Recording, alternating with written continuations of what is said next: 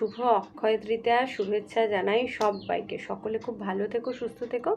আজকে হচ্ছে হিন্দু ধর্মের মানুষের কাছে একটা বিশেষ তাৎপর্যপূর্ণ দিন। অক্ষয় শব্দের অর্থ হলো যা কখনো ক্ষয়প্রাপ্ত হয় না।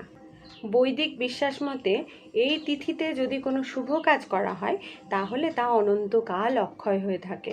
তাই আজকের দিনে শুভ কাজ করতে হয়, দান ধ্যান ইত্যাদি কাজ করতে হয়। তাই আজকের এই শুভ দিনে সবাই শুভ কাজের সঙ্গে যুক্ত থাকো। কেদার, বদ্রী, গঙ্গোত্রী এবং যমুনোত্রী যে মন্দির 6 মাস বন্ধ থাকে, আজকের দিনে কিন্তু সেই মন্দিরের দ্বারোদ্ঘাটন করা হয় এবং দ্বার খুলেই দেখা হয় 6 মাস আগে যে প্রদীপ প্রজ্বলন করা হয়েছিল সেই প্রদীপ কিন্তু তখনও জ্বলছে। এই দিনেই আবার বিষ্ণুর ষষ্ঠ অবতার পরশুরামের জন্ম হয়েছিল। সেই কারণে এই দিনটি আবার পরশুরামের জন্ম জয়ন্তী বলেও পালন করা হয়।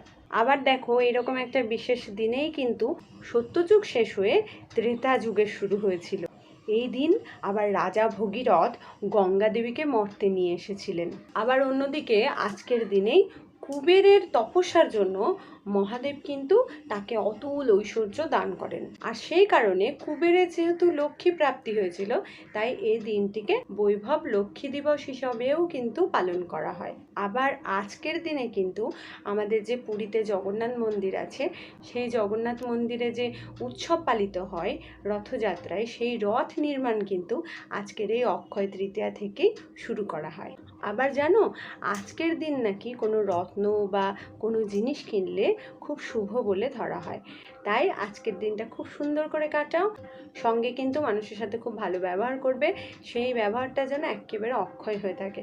তবুও যেহেতু আজকে অক্ষয় তৃতীয়া, আমরা সবাই চেষ্টা করব ভালো কাজ করবার, ভালো কাজের সঙ্গে যুক্ত থাকার, এবং মানুষের সঙ্গে তো অবশ্যই সুন্দর ব্যবহার করতেই হবে এবং প্রত্যেকটা মানুষের পাশে থাকতে হবে। আজকের দিনে দান করা যেহেতু খুব ভালো, সেহেতু যাদের সামর্থ্য আছে তারা অবশ্যই গরিবদের হোক, কোনো পশু পাখিকে হোক খাবার দান করবে বা বস্ত্র বিতরণ করতে পারো। আজকের দিনটা কিন্তু খুব শুভ।